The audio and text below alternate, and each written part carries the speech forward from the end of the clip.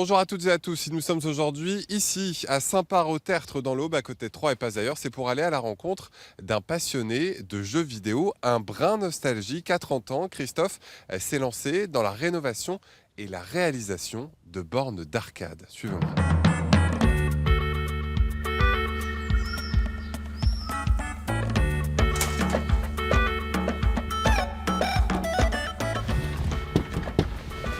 Bonjour, Bonjour Christophe.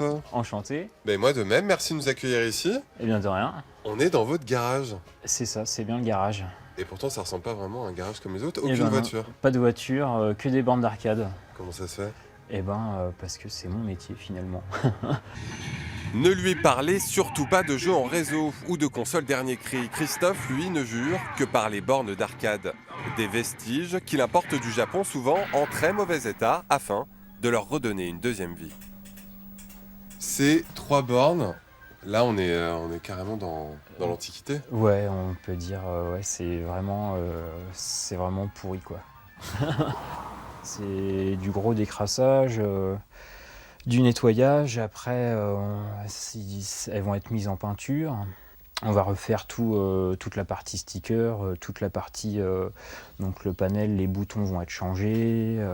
À la fois geek et bricoleur, pour une seule borne à réparer, Christophe ne compte plus ses heures de travail, avec à chaque fois le même émerveillement devant la taille des cartouches. On dirait des vieilles VHS, mais c'est pas exactement ça. Non, c'est des MVS.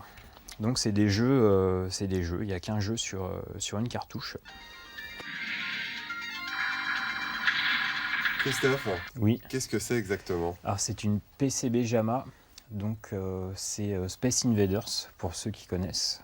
C'est un jeu. C'est un jeu, Tout le jeu est condensé ici. c'est ça.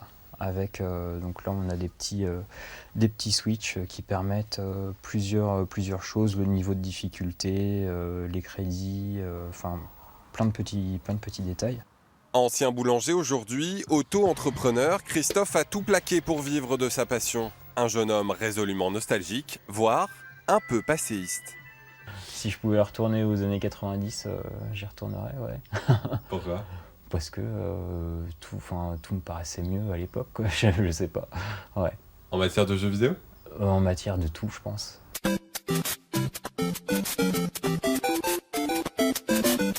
Le garage pour le professionnel et l'étage pour la famille.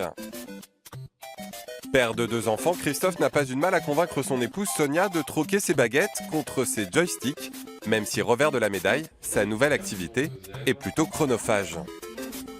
Quand je l'appelle pour un coup de main, il faut que je l'appelle au moins 5-6 fois pour qu'il remonte, donner un coup de main. Parce que sinon, il est dans ses machines. Hein. Dans les machines. Christophe, viens m'aider. Oui. Machine. Est-ce que c'est un grand gamin? Trop. C'est trop un grand gamin, en fait. J'ai l'impression souvent qu'il a 14-15 ans.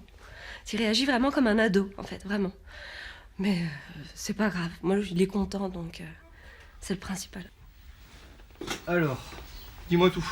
Pour dénicher ses bornes d'arcade, Christophe fait appel à Christophe, un de ses amis collectionneurs, lui aussi tombé très jeune dans la marmite des arcades.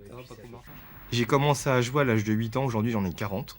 Donc on peut considérer que je suis vérolé par le jeu vidéo. Et pourquoi l'arcade? Par souci d'authenticité.